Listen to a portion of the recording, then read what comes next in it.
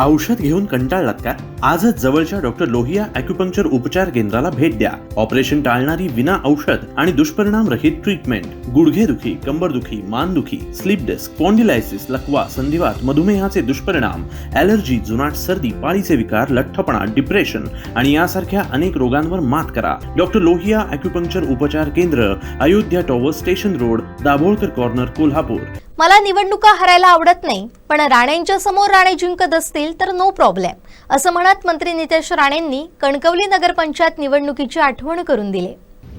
वेळोवेळी जेव्हा पदभार देण्याची वेळ येते, निवडणुकीच्या काळात असतं, सातत्याने काही ना काहीतरी गैरसमज व्हावं हे एक कल्पित आहे.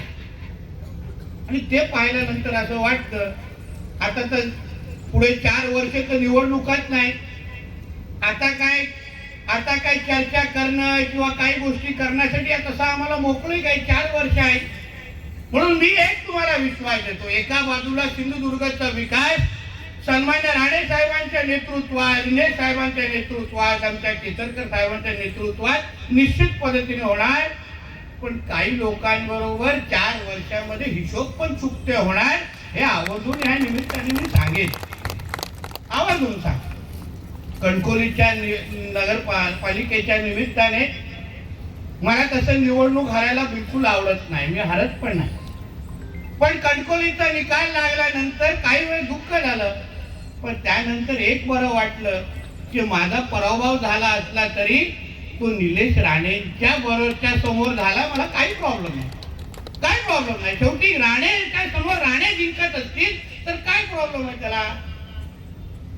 आणि आमच्या विरोधात एवढे कमकुवत आहे की आता आम्हाला अगर पराभूत करायचं असेल तर त्यांना राणेच लागतात, हे त्याच्यावरून सिद्ध झालेलं आहे.